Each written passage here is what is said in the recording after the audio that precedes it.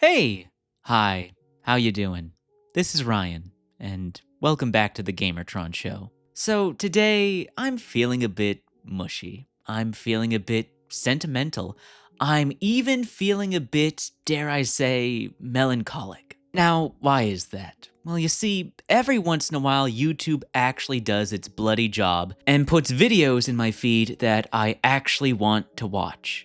You want to know what one of my favorite kinds of YouTube videos are? I'm particularly fond of videos where the creators just share their love, their passion, their nostalgic memories of their favorite video games that helped shape them as a person. These essay and commentary style videos, they're just so emotionally raw and heartfelt. What can I say? I'm a hopeless romantic. I love love. It's one of the many reasons I am so vehemently critical of unwarranted hatred and liars. Why I despise self-imposed suffering, because it distracts us all from what's most important: love. This is why it makes me so happy when I see videos from people just sharing their love for the things they love, and these videos do well and people congregate to them and share them and relate to them. Video games just have this unique, one-of-a-kind allure that brings people together and forms communities. Sure, other forms of entertainment media, books, movies, television shows generate fan bases and communities all the time, but when it comes to video games, there's just this unparalleled passion and long-term commitment that we just don't see in any other medium. Sure, I have my favorite books, my favorite movies, my favorite shows, but I would never say that any of those things are a part of me.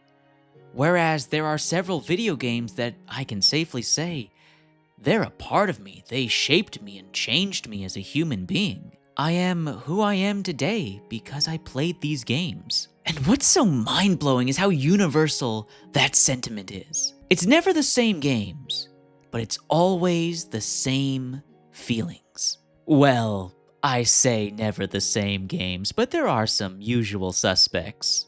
Halo, Call of Duty, Minecraft, Final Fantasy, Dark Souls. You hear about how these games provided experiences to people that they had never had before. You hear about how they met their best friends through playing these games and playing them together in multiplayer. You hear about how these games helped people when times were tough. How these games were their light in the darkness. It's just so sweet when people open up their hearts and are emotionally raw and honest with the world, sharing their stories about the games they love that gave birth to memories that they will forever cherish. And you know what? I'm envious. I'm envious of those experiences. I'm envious of those memories. I'm envious of their nostalgia. You see, as some of my long-term subscribers might already know, I don't have nostalgia. I don't have childhood memories. I have amnesia. Years ago, I suffered a head injury that damaged my hippopotamus. No! No! Ryan! No, you fucking idiot! Hippopotamus! No! Hippocampus! Hippocampus! Oh, god damn it! You fucking idiot. Oh. You know what? That's staying in the video. That's staying in the video. Years ago, I suffered a head injury that damaged my hippocampus. Basically, my entire childhood and early teenage years were just wiped out. I do not have access to those memories. So I'm envious. I'm envious of all of you who grew up playing Minecraft and Halo. I'm envious of the people who played Dark Souls for the first time and how it changed gaming for them forever. I'm envious of the people who played Super Mario Bros. And Sonic the Hedgehog and then continued to play those franchises from when they were kids into their adult years.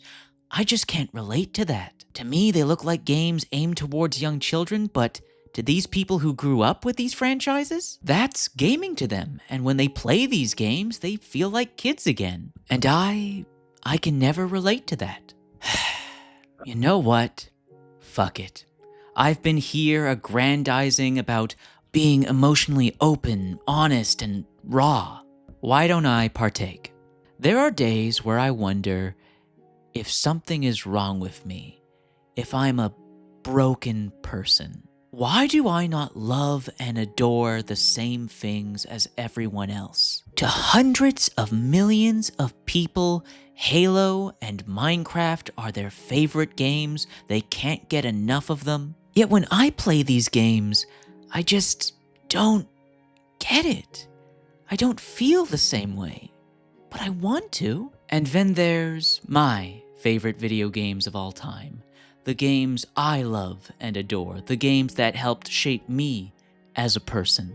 And I've just never found anyone who feels the same way about these games like I do. You see, I'd say the 4 core most important video games to me, they would be Warframe, Doom 2016, Remnant from the Ashes, and Subverse. How you all feel about Halo, Minecraft, Final Fantasy, Skyrim, Dark Souls, Sonic, Mario, that's how I feel about these games. These are the games where I feel home. These are the games where I feel comfort. Now sure, of course, I know people who like these games, even love these games. I've played a couple of these games with other people. But just like how I can't relate to other people who have a deep passion for all these other classic games that I previously mentioned,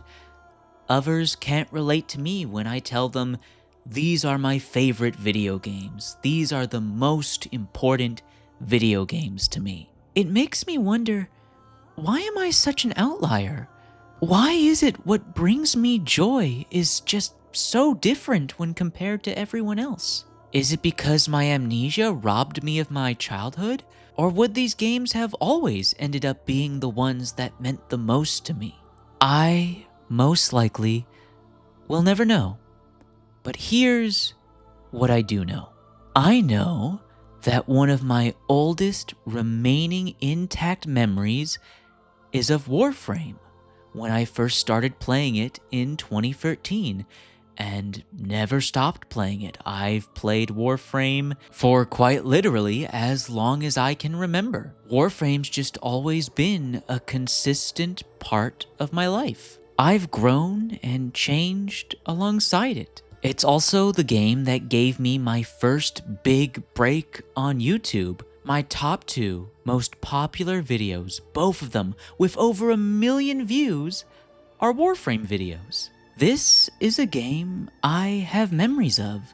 This is a game where I can look back and remember in vivid detail my visceral awe at the grand narrative reveals throughout when the game started introducing its cinematic quests. To this day, the sacrifice never fails to leave me in tears.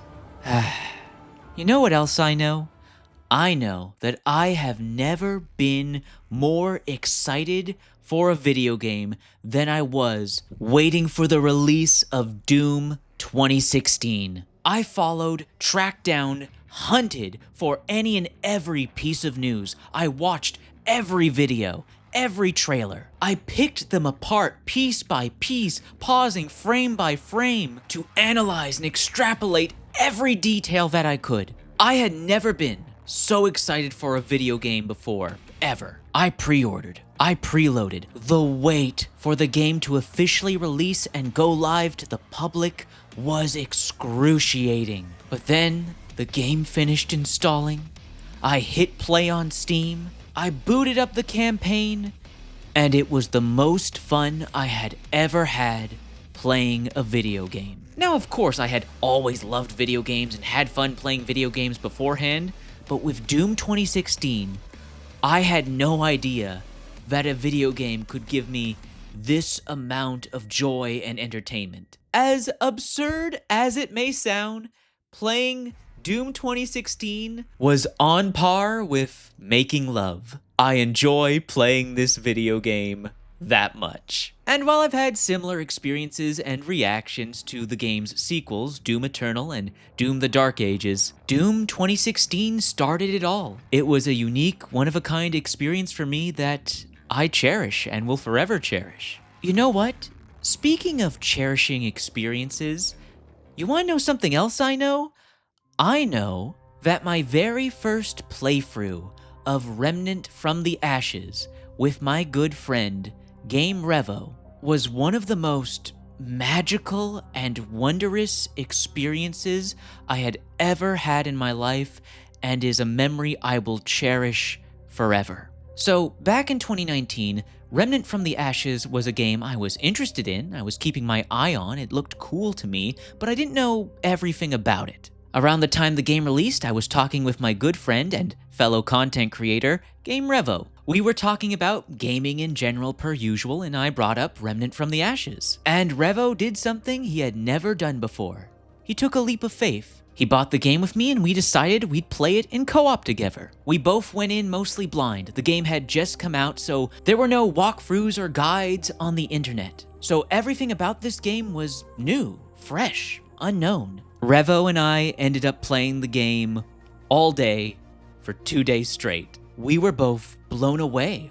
Our expectations exceeded and then some. We didn't fully understand what we were playing. Hour after hour, the game was presenting something new. New narrative and lore, new gameplay mechanics, new puzzles, secrets, and rewards. It almost felt like anything was possible in this game, that anything could happen. We both just had so much fun playing the game. It sparked our curiosity and our intrigue to no end. I can only describe that very first Remnant from the Ashes campaign playthrough, playing it in co-op with Revo, as magical and wondrous, a precious and cherished memory. Both of the Remnant games, Remnant from the Ashes and Remnant 2, are experiences that just provoke the explorer in me. In these games, I just want to see everything, go everywhere, find everything, collect everything. The puzzles, the secrets, these games just ignite the imagination that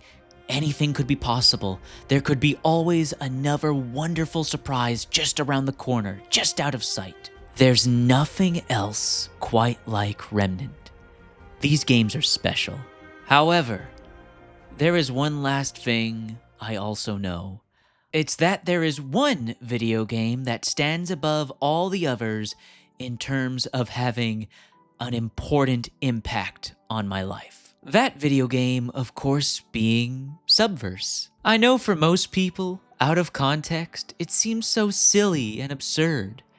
A comedic parody porn game is one of your favorite video games of all time and the most important video game in your life? Judge me all you want, but that's the honest truth. Through this game, I made friends who I now consider family. Individuals so talented and interesting, I feel way out of my league. I got to be a part of and experience this game's journey in its development process, from Kickstarter to early access launch to full 1.0 release. I got to see and feel in real time how these first-time video game developers, over the course of developing the game and releasing updates, honed their craft, got better and better, just continued to surprise me over and over again. With their effort, with their ingenuity, with their creativity. Hell, I was genuinely invested in the story and characters and looking forward to every subsequent continuation of the narrative because I needed to know what would happen next. But most important of all,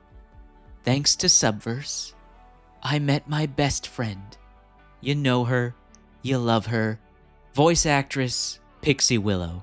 She is one of the best things that has ever happened in my life. And I owe it all to Subverse, this silly, goofy-ass porn game. If this game didn't exist, I probably never would have met my best friend. And, I don't know where I would be today without Pixie. I love her so much. So I don't care about any of the stigmas or the judgments or any of the preconceived notions that Subverse is somehow a lesser game somehow a lesser product or piece of art just because it's porn. This game gave me my best friend. So fuck it. I'll say it with my whole chest. I love Subverse. It's one of my favorite video games of all time. It's one of the most important video games in my life. And I couldn't care less if you think lesser of me for that. Video games are awesome. There's something so special about them compared to every other form of media, entertainment, and art. No matter how bleak and truly awful the world can be at times, I'll always have video games, and more importantly, I'll always have my friends. Anyways, I think that's been a video. Thank you for watching. Leave a like if you liked it. Leave a comment. Share with me in the comments your favorite video games that mean the most to you. If you want to help out and support the video and get more people to see it, share it on social media, Twitter, Reddit, Discord, and Facebook. If you want to help out and support me financially so that I can keep making YouTube videos like this, consider making a donation via the Super Thanks feature here on YouTube, or clicking on the links to my Buy Me a Coffee or Ko-Fi, links in the description down below. Anyways, once again, that's been a video. Thank you for watching, and I'll see you all later. I need to get some tissues. I'm still tearing up here.